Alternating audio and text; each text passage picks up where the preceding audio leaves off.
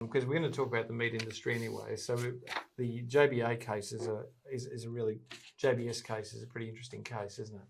This is the third one of JBS in the last 5 years.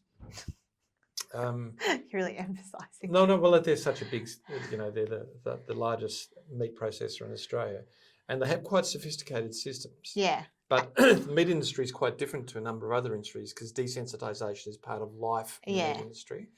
And rules, people just don't follow rules. Yeah, well, I think that's the most interesting thing about this case. It's that it's not that they didn't have systems in place, not like the previous case. Yeah. They had the best systems, everything was top notch.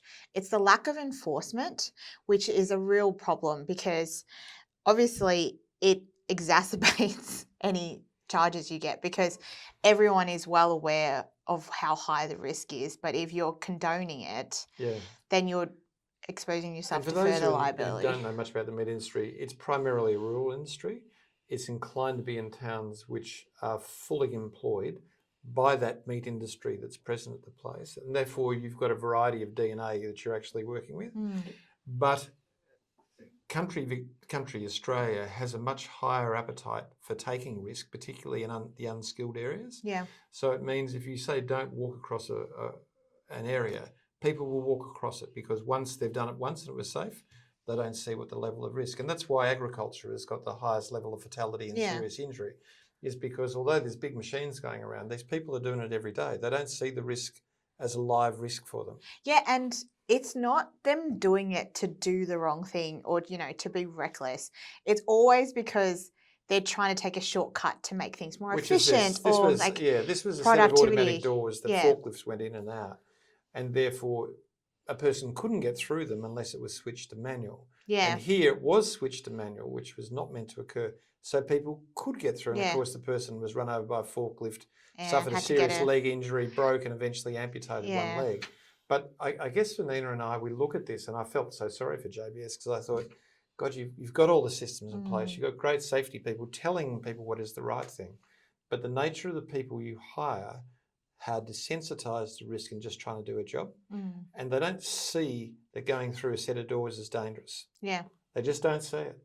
So, they got a substantial fine here, but for JBS, you can imagine the level of frustration because this is something they're not going to be able to stop. They have to constantly be working with their staff and saying the rules will be enforced. You breach this rule, I will fire you. But when you fire someone in a land of full employment, you can't replace them. Yeah. But that being said, if there was evidence of enforcement and it was this one employee who was, deliberately breaking the rules, there wouldn't have been charges. Oh, no, that's right. It's, yes, people will do what they're going to do, but if you can evidence enforcement, and then you'll be fine. Think about it, because we have the meat industry throughout Australia. And how often do we find we're supervisors are just trying to keep the line speed up? Yeah. And line speed is everything, which is the way carcasses are taken through and processed in a plant. And therefore, they're not interested in how people get it done. They just know that line speed is the measure of success and their job is to maintain that speed. And so they have blinkers on. Yeah, but if they don't change that behaviour, then it's their officers who are going to be in trouble. I understand. Well, look, and that's a good discussion for another time.